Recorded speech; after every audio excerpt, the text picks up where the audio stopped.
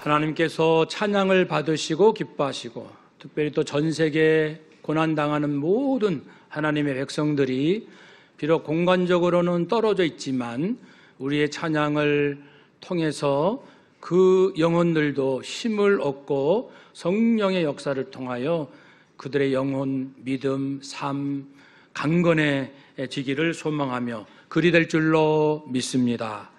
우리의 찬양이 온 인류를 살린다, 이러한 믿음으로 찬양하며, 우리들이 부모로서 이제 자녀들을 바라볼 때 두 가지 감정이 있습니다. 하나는 탄식하는 마음. 우리 아들이, 우리 딸이 저렇게 살면 안 되는데, 걱정이 돼서, 근심이 되어서 탄식할 때도 있지요. 또 한 경우는 아들, 딸들이 너무 안쓰럽고 딱하고 그 살아가는 모습이 너무 마음이 아파서 위로할 때가 있습니다. 그런 것처럼 하나님께서도 우리 성도님들, 또 우리 한국교회 이렇게 바라보실 때 탄식하실 때도 있으실 겁니다. 한국교회가 이러면 안 되는데, 당산동 교회가 이러면 안 되는데, 아마 나를 보고 하나님께서 탄식하실까? 또 우리의 모습 어느 순간에 위로하시는 모습으로 다가오기도 하실 겁니다. 그래서 오늘은 하나님의 우리를 보시며 탄식하시는 모습, 위로하시는 그 마음을 만나기 원합니다. 언제 하나님이 탄식하실까요? 로마서 8장 26절 27절 보면은 성령님이 우리의 연약함을 도우신다고 했습니다. 하나님이 도우신다 그러면은 더 이상 붙일 말이 필요 없잖아요. 하나님이 도우신다, 성령님이 도우신다, 누가 맞겠습니까? 근데 우리가 연약하기 때문에 도우시는데, 무엇이 연약하냐면 마땅히 기도할 바를 모른대요. 무엇을, 분명히 이걸 이렇게 기도해야 되는데 그걸 모르기 때문에 성령이 안타까우셔서 탄식함으로 우리를 위하여 직접 간구하신다. 하나님, 우리가 뭘 기도를 잘못하고 있는데요. 27절에 보면 성령님은 하나님의 뜻대로 성도를 위하여 간구하신다.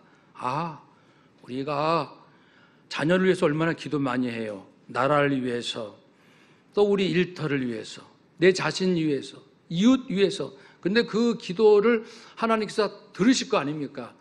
성령님도 들으실 거예요. 분명히 듣는 게 이해가 되죠. 이 맥락을 보면 들으시고, 성령님이 들으시고, 이 기도는 잘못하고 있어. 이건 하나님께서 기뻐하는 기도가 아닌데, 하나님의 뜻에 어긋나는데, 그러면은 성령님께서 그냥 바꿔주시는 것이 아니고 탄식하시면서, 그렇다는 것은 깊은 슬픔 가운데 나는 그냥 쉽게 내 마음 끌리는 대로 기도할 수 있을지 몰라도 성령님은 깊이 탄식하시며, 하나님, 이 기도는 잘못됐으니까요, 이 기도 받지 마시고 제가 바꿔서 기도 올리겠습니다. 그런 모습입니다.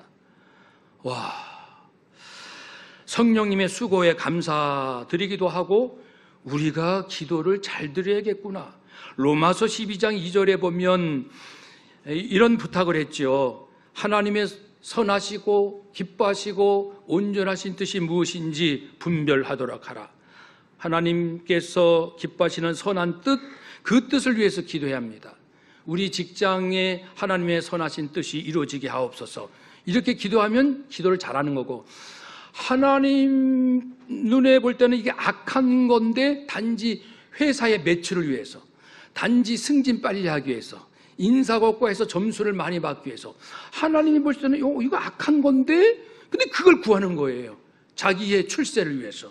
그러면 성령님께서 바꿔서 기도드린다는 뜻이죠. 그래서 하나님의 선하신 뜻대로 기도하고 있을까? 하나님께서 기뻐하시는 하나님 마음에 합한 것을 기도하고 있을까? 하나님 앞에 완전한 것을 기도하고 있을까? 때때로 그러지 못한다는 뜻이겠죠. 그래서 성령님께서 기도하고 계시니, 이제는 우리가 하나님과 상관없는 어떤 목적이나 가치나 의미를 동기 삼는 일을 자제하는 것이 아니라 금해합니다.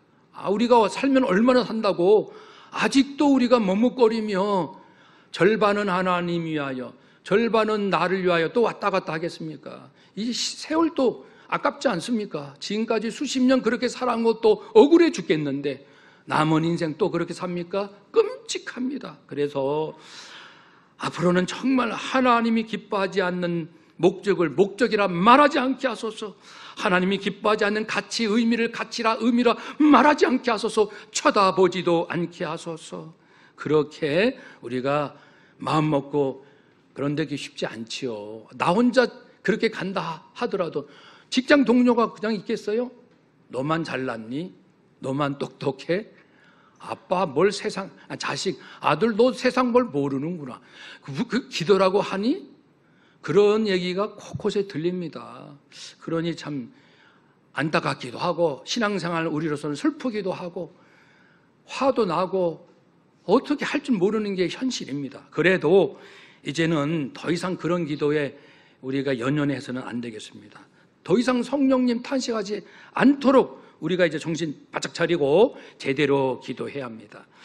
그러면 하나님께서 탄식하실 때는 그런 때인데, 하나님께서 우리를 위로하실 때는 언제일까? 크게 두 가지 경우예요. 우리를 위로하실 때 첫 번째는요, 우리가 잘못에 대해서 진실로 참회할 때. 마태복음 5장 4절 말씀에 애통하는 자는 복이 있나니 그들이 위로를 받을 것이며, 한번 따라서 해봅시다. 애통하는 자는 복이 있나니 그들이 위로를 받을 것이며. 아멘. 하나님께서 위로해 주신다. 위로라는 것은 곁에서 부르신다. 내 곁으로 와. 나는 전능해. 내 곁으로 오란 말이야. 왜 전능하지도 못하고 전지하지도 못한 그 세상에 따라가면서 나 좀 살려주세요. 나 점치러 왔어요. 요즘 가정이 계속 어려운데 혹시 뭘 잘못하고 있는지, 점쟁이들 말에 의하면은 점치러 오는 사람들이 많대요. 교회 다니는 사람 와가지고 저 교회 다니는데요 말 안 돼. 말 안 하면 좋겠는데 말까지 한대요. 그런 거 보면서 굉장히 코미디예요. 코미디. 가더라도 말 안 하고 가면은 덜 하나님 영광을 가릴 텐데 뭘 또 잘했다고 저 교회 다니는데요 점치러 왔어요. 여러분, 이건 심각합니다. 그래서 몇 주 전에도 잠깐 언급해 드렸지만은 어떤 그 조사에 의하면 우리 기독교인의 30% 정도가 무속신앙이라는 거예요. 무속신앙. 어떻게 하면 출세할까? 부자 될까? 건강할까? 자식 잘 키울까? 철저히 세상적인 관점에서 잘 살아보겠다는 그러한 꿈을 이루기 위해서 하나님을 믿고 있다는 것이죠. 우리 교회는 어떨까? 목사로서 궁금도 하고요. 우리 스스로 답을 해봅시다. 애통합시다. 복이 있어요. 무슨 복? 하나님이 부르셔요. 애통하면 하나님이 부르십니다. 무엇을 애통할까요? 불의한 삶에 대한 애통, 잘못된 삶, 성경에 보면 많이 언급되어 있습니다. 나열은 하지 않겠습니다만은 우리가 하도 들어서 압니다. 뭐가 불의인지, 무엇이 잘못된 길인지 많이 압니다. 잘 압니다. 그것을 혹 그 길로 갔으면 마음을 찢고 애통하고 깊이 슬퍼하는 겁니다. 탄식이나 애통이나 의미는 같아요. 깊이 슬퍼하는 거예요. 그리고 또 하나는 자기의, 하나는 불의, 또 하나는 자기의. 자기의라는 것은 뭐냐면, 하나님 저 이러이러한 일을 했습니다. 어때요? 이제 하나님 앞에 나가서 당당하고 떳떳하게 하나님 앞에 구할 만한 자격 되지요? 요 마음이 자기의, self righteousness. 유대인들이 우리는 택함 받은 이스라엘 민족, 우리에게는 하나님의 말씀 율법이 있지. 너희들은 있어? 없잖아. 우리는 모세를 통해서 우리에게만 하나님께서 말씀 주셨어. 우린 특별하니까 입증이 됐잖아. 너희들하고 달라. 우리는 이미 택한 자요, 태어나면서부터 하나님의 백성으로 구원받은 자야. 그들은 태어나면서부터 구원받았다고 생각하거든요. 아브라함의 자손이니까. 예수님께서 그게 아니다라고 말씀을 몇 번 하셨습니다. 아브라함의 자손 들먹이지 말라. 오래 믿었다고, 신학을 공부했다고, 영적 체험이 있다고, 구제봉사에 열심히 했다고, 좀 양심적으로 살았다고, 그래서 하나님 앞에 떳떳이 나갈 수 있다고 생각한다고, 그것이 아니라고 말씀했죠. 어떻게 하나님 앞에 나갑니까? 오직 하나님의 의, 그리스도의 의. 그것은 그리스도의 희생, 그리스도의 자기 죽음, 생명을 내어주신 것, 예수 보혈, 거룩한 피 흘리신 그 사랑, 그 은혜, 보혈의 능력, 공로로 우리의 모든 죄의 허물, 받을 저주가 씻겨졌다는 이것이 복음이요. 그래서 하나님 앞에, 하나님 저를 정말 용서해 주시는 거 맞아요? 저 사실 지금도 죄는 짓고 있는데 하나님, 저 제 행실로는 자신이 없어요. 사람들은 제가요 법 없이도 산다고 그래요. 저 같은 사람 없다고들 그래요. 그런데 제가 알지만 제가 얼마나 악하고 더럽고 추한 생각들이 저 밑바닥에 날마다 흐르고 있는지 제가 알아요. 하나님도 아시잖아요. 저 두렵습니다. 하나님께서 저를 모른다, 저를 버리실까 두렵습니다. 그렇지만 예수님을 믿습니다. 나의 구주로 믿습니다. 나의 악함을 고백하고요, 죄됨을 통째로 죄덩어리인 것을 정직하게 고백합니다. 저를 용서해 주세요. 예수님을 믿습니다. 구주로 정말 믿거든요. 하나님, 제 믿음 보시고 저를 다시는 저주하지 않으실 거죠? 분명합니까? 맞지요? 하나님 말씀이니까요.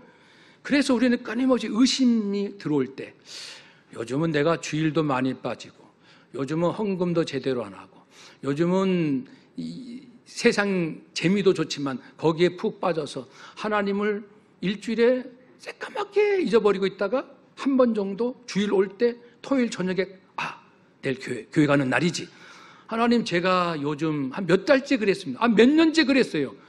그래도 깨닫는 즉시 우리가 진실로 참여하면 하나님 곁을 20년을 떠났던 10년을 떠났던 지금 진실로 깨닫고 돌아올 때 하나님은 자기 의를 버리고 오직 그리스도의 의로 하나님의 자녀 되었음을 알고 깨닫는 자, 그런 자를 용서하시고 그들을 위로해 주신다고 했습니다. 불의를 버립시다. 자기 의를 버립시다. 그리스도의 의, 하나님의 의 꼭 붙들고 의지하여 주님 앞에 나올 때 하나님은 기다렸지, 기다렸지. 그래서 우리를 품어주시고 가까이 오란 말이야. 나 두려워하지만 멀리 있지 말고 가까이 계시록 말씀대로 믿음으로 우리가 이 세상을 이기고 나를 이기고 죄를 이기는 자 예수 그리스도 보호자 옆에 앉게 해주신다고 예수님이 약속하셨어요. 내가 세상이 참 많은 환란이 있지만 내가 세상을 이겼지. 그래서 하나님의 보호자 우편에 앉았잖아. 그런 것처럼 너희들도 끝까지 믿음 지키고 사명 잘 지켜간다면은 내 옆에 앉게 해주겠다 약속을 하셨지 않습니까? 내 가까이 앉게 해주겠다. 이것이 위로입니다. 한번 따라 합시다. 하나님, 위로해 주옵소서. 우리들을 가까이 부르소서. 아멘. 그래서 우리가 회개하고 참여하면 가까이 불러주십니다. 그래서 마지막 때 우리가 부활하여 하나님께서 완전한 위로, 그 모습은 계시록 7장에 있는 것처럼 다시는 굶주리지 않고 목마르지 않지, 다시는 해나 아무 뜨거운 기운에 상하지도 않지, 하나님 보좌 가운데 계신 어린 양이 너희들의 목자가 되실 거야. 생명수 샘으로 인도하실 거야. 하나님께서 너희 눈에서 모든 눈물을 씻겨주실 거야. 그러니 완전한 위로가 있지요. 계시록 21장에서도 모든 눈물을 그 눈에서 닦아주시고 다시는 사망, 애통, 곡하는 것, 아픔이 있지 않겠다라고 약속하셨습니다. 그것을 소망하면서 우리는요, 언제나 우리 솔직히 자랑할 거 없잖아요. 우리가 한 두 가지 자랑하면 하나님께서는 제 경험으로 하면은 한 가지 자랑하면 아마 제가 잘못하는 거 100가지는 딱 보여주십니다. 제가 당해봤으니까요. 제 의로움에 이렇게 내가 얼마나 이렇게 열심히 했고 이렇게 내가 헌신적으로 봉사하고 내가 얼마나 양보하고 있고 그랬거든요. 벌써 30년 가까이 전에 다 그게 꽉 차 있었어요. 목사일 때 꽉 차 있는데 하나님께서 저에게 환상을 보이시니, 제가 아주 더럽고 추한 죄를 목사일 때예요. 부목사 때 저지르고 있는 것을 다 보여주셨죠. 여러분 한번 그건 당하는 거니까 당해 보시면 어떨까요? 그 심정이 돼 보세요. 지금 자랑거리 있으세요? 다른 선배도 좀 내가 낫다라는 마음이 있습니까? 사람은 몰라도 하나님은 아시죠. 그런데 제가 당해본 대로 여러분 상상해 보세요. 또 한 가지 자랑에 100가지 악하거든, 10가지 자랑에 1000가지가 악하다. 그러니 우리가 어서 빨리빨리 하나님 앞에 나와서 우리 마음을 찢고 진실로 회개할 때 어떻게 주신다고요? 나를 위로해 주신다. 야, 이제 내 곁에 가까이 와라. 그렇게 불러주시고, 또 한 경우가 있는데요. 그것은 의로운 고난당할 때. 잘못해서 어려움 당하는 거는 하나님 앞에 받을 칭찬은 없고요. 의로운 고난. 기독교인은 두 가지 특징이 있습니다. 기독교인은 첫 번째는 구원은요 오직 예수 그리스도 그분을 믿음으로 그분의 생명값으로 구원받습니다. 오직 예수, 따라합시다. 오직 예수, 오직 구원. 아멘. 그것을 생명 걸고 믿는 사람들이 기독교인입니다. 또 한 가지는요, 우리는 할 수만 있으면 착하게 선하게 살려고 애를 쓰는 사람들이에요. 선하게 산다는 건 공의롭게 사는 것이에요. 사랑하며 사는 것을 말합니다. 공의와 사랑. 그런데 여러분, 예수님 믿고 모든 허물과 죄 용서받으시고 저주에서 벗어나 영생을 얻으십시오, 이 복음을 전하면 구원 얻기로 준비된 영혼들은 이제 이 말씀 들었다 하면서 얼마나 기뻐하며 내가 죄인인 거 맞습니다, 주님을 영접하거든요. 그런데 또 어떤 사람은 복음을 거부하고 복음 전하는 전도자, 선교사들을 엄청 핍박합니다. 왜냐하면 자기의 죄, 자기의 어둠이 드러날까 봐. 아니, 죄인인 것을 감추려고 하는 거예요. 드러내면 용서받을 텐데 감춰가지고 끝까지 어떻게 해보려고. 그런 자들은 기독교인들을 막 그 복음을 전하는 자를 핍박합니다. 또요, 우리가 공의롭게 살잖아요. 정직하고 다른 사람에게 피해 안 주고 이제 갑질 안 하고, 그리고 공평하게 이렇게 우리가 하면은 주변에서 칭찬합니다. 야, 저분처럼 해야지. 저분 정말 공정하신 분이야. 그런데 어떤 사람은 내가 공의롭게 사는데 더 미워라하고 핍박하고 막 험담할 때가 있어요. 왜냐하면 자기의 죄가 드러나니까. 저 사람은 공의로운데 비교돼서 자기의 악함이 자꾸만 드러나거든요. 저 사람 곁에 가는 게 부담스러운 거예요. 저 사람은 정직해, 나는 거짓말 투성이. 그 사람 곁에 가면 영 부담스러워서 안 가는 게 아니라 막 뒤에서 험담하는 거죠. 모함하고. 사랑도 마찬가지예요. 인간의 사랑이 아니라 우리는 하나님의 사랑으로 사랑하려고 얼마나 눈물나게 노력합니까? 남편도 하나님의 사랑으로, 아내도, 부모도, 자녀도 하나님의 그 사랑으로 사랑해 보려고 몸부림치잖아요. 그렇게 사랑할 때 이제 세상 사람들 중에도요, 또는 성도 중에도 존경하는 사람이 있어요. 아, 저분처럼 해야지. 그런데 웬걸요, 어떤 사람은 역시 비아냥거리고 평가절하하고 모함하고 그럽니다. 왜냐하면 자기는 하나님의 사랑으로 사랑 못하거든요. 자꾸만 자기가 거짓된 사랑, 이기적인 사랑, 쓸데없는 하나님이 기뻐하지 않는 사랑으로 살아가는 게 자꾸만 드러나니까 그런 사람이 미운 거예요. 그래서 핍박합니다. 그렇다면 우리 기독교인들은 이처럼 복음을 전해도 핍박받을 수 있고, 공의롭게 살아도 사랑을 해도 핍박받고 억울한 일을 당할 수 있다. 그런 분이 사도 바울, 오늘 본문입니다. 그래서 요점은 뭐냐면은 바울이 그런 마음, 복음을 전하고 공의롭게 살고 사랑하며 하나님의 사랑으로 살려고 이곳저곳 아시아 다니면서 복음을 전했지만은 환영하고 고맙다 하고 구원받는 사람도 있지만은 에베소에서는 짐승같이 덤벼드는 사람도 있었고요.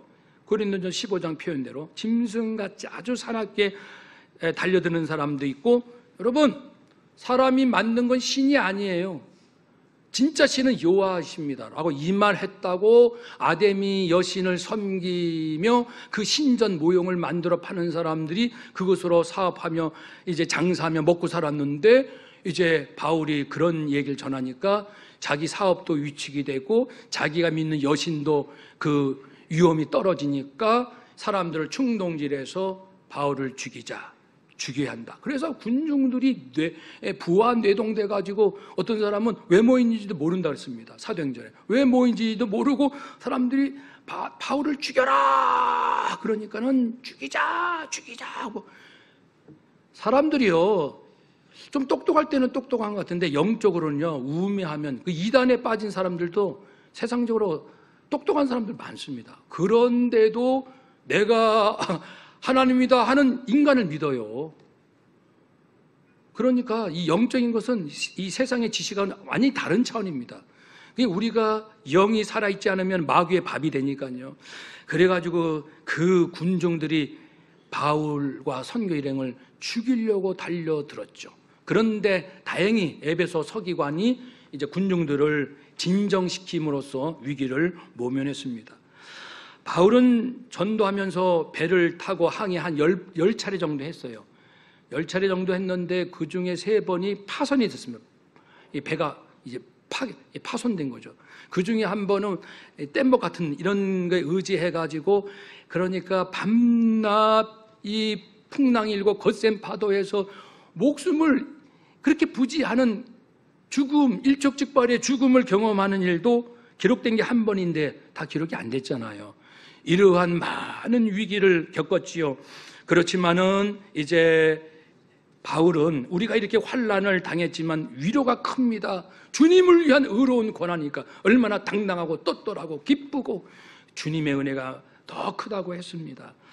5절에 그리스도의 고난, 그리스도를 위한 고난이 우리에게 넘친 것 같이 우리가 받는 위로도 그리스도로 말미암아 넘치는도다. 천국에서 예수님께서 다 보고 계시거든요. 어떤 일을 하다가 고난을 당했는지. 예수님이 그냥 계시겠어요? 생명까지 이미 주신 분이 얼마나 성령님도 탄식하실 정도인데 온 마음을 다하여 우리 예수님이 천국에서 우실 거예요. 그리고 함께 아파하실 것이고 위로하실 겁니다. 성령의 위로, 그리스도의 위로, 하나님의 위로. 그런데 이렇게 위로를 해주시면 어떻게 될까요? 인간의 위로는 사실 잠깐 왔다 가요. 그것도 필요해요. 내가 너무 힘들 때는 상담받고 선배 이야기 듣고 위로가 되긴 하는데 성령의 위로를 받아야 돼요. 받으면 근본 내 영이 위로를 받기 때문에. 하나님 모르는 사람이 상담 차원에서 하는 위로는 내 정신 차원의 위로가 돼요. 그러나 영혼이 위로받아야 돼요. 성령에서 위로받으면 죽음이 두렵지 않고 주님을 위해서 죽는 게 기쁘고, 욕먹는 게 두렵지 않고 주님을 위해서 욕먹는 것이 계급장이 되는 거예요. 그러니까 완전히 딴 사람이 되는 거죠. 그래서 하늘이여 노래하라, 땅이여 기뻐하라, 산들이여 즐거이 노래하라. 여호와가 그 백성을 위로하였은즉 그 고난당한 자를 긍휼히 여길 것임이니라. 의로운 일로 고난을 당하면 내 심령이 성령의 위로를 받으면 어떻게 됩니까? 따라서 합시다. 하늘이여 노래하라, 땅이여 기뻐하라, 산들이여 즐거이 노래하라. 아멘. 계시록에서 하나님 앞에 범죄하여 믿지도 않고 회개하지 않는 자는 바위덩어리가 날라와서 자기를 칠까봐 바위 밑에 숨어가지고 바위야 나 좀 지켜줘, 나 두려워 무서워 그런다 그랬잖아요, 계시록에. 그런데 이 경우는 내가 비록 고난과 어려움을 당했지만 주님을 위한 고난이니까 심령이 살아서 산이요 하늘이요 완전히 영이 살잖아요. 그 힘 아니면 앞으로 어떻게 사실래요? 항상 돈 가난하면 어떻게 하실래요? 건강 암 말기면 어떻게 하실래요? 장수해야지 10대 죽으면 어떻게 하실래요? 모든 거 다 내려놓으시고 주님을 위하여 죽기를 각오하는 자, 산들이여 하늘이여 땅이여 우리 함께 노래하자. 그것은 무슨 의미죠? 만물을 지으시고 통치하신 아버지가 보인다는 거예요. 하나님 곁으로 가는 거죠. 위로 내 곁에 가까이 와. 하늘을 보아도 하나님이 가까이 계시고 땅을 보아도 하나님이 가까이 계시고 여기 가나 저기 가나 하나님이 큰 사랑으로 옆에 계신 것을 느끼니 이것이 위로인 줄로 믿습니다. 이 위로면요, 세상 두려울 거 없지 않습니까? 내가 이런 위로를 받으면 어떤 효과가 있냐면은 아유 살기 힘들어, 억울해, 이런 성도들이 이런 성도의 믿음을 보고 야, 나보다 더 가난한데, 나보다 힘든 어려운 병에 걸렸는데 저 가정은 자녀들이 너무너무 지금 힘든 가운데 아니 어떻게 저렇게 영적으로 파워가 있고 기쁨이 있고 그렇게 당당할 수 있지 하면서 위로받는 거예요. 아, 우리보다 더 어려운 저 집사님도 우리보다 더 기쁨이 충만하다. 야, 여보 우리가 이래서 되겠어? 라고 위로를 받는다는 거예요. 그래서 바울의 이런 고난으로 인해서 고린도 교회 여러분에게 큰 위로가 될 것입니다. 이 위로가 여러분 속에 역사하여 우리가 받는 것 같은 고난을 여러분도 견딥니다. 고난을 피할 수 있는 건 피하고요, 피하지 않으면 견뎌야지 어떡합니까? 견디는 게 말로만 됩니까? 우리가 조그만 상처도 그냥 몇 날 며칠 잠을 못 자서 쩔쩔매고, 사람들이 이 스트레스 때문에 얼마나 인생이 힘들어요. 그렇다고 직장 안 다닐 겁니까? 사람 안 만날 겁니까? 지혜도 필요하겠지만 근본이 달라져야 합니다. 어떤 것도 넘어설 수 있는 하나님의 위로가 충만하시기를 주의 이름으로 축복합니다. 그래서 좋다, 하나님 이제부터는요, 하나님과, 죄송한 표현이에요, 하나님과 제 인생을 단판 짓겠습니다. 이 세상 물러가고 하나님과 저하고 인생 단판 지읍시다. 그러니까 하나님 앞에 결단하겠다, 그런 뜻이죠. 하나님께서 얼마나 그걸 기다리겠습니까? 그래, 기다렸다. 너 결단하기를 기다렸다. 그렇게 결단하셔서 선구자가 됩시다. 먼저 누가 잘 믿어야 그런 얘기 그만합시다. 누가 잘해야 그런 얘기도 그만하고요. 내가 선구자, 내가 하는데 누가 따라옵니까? 누구를 더 의지하십니까? 누구 원망을 이제도 하십니까? 내가 곧 내가 죽겠는데. 그래서 깨어나셔서 철저히 하나님 앞에 참여하시고 의로운 고난으로 담대하게 죽기를 각오하고 나가시면 하나님이 위로하시는 이 위로로 승리하시기를 주의 이름으로 축복합니다. 아멘. 기도하겠습니다.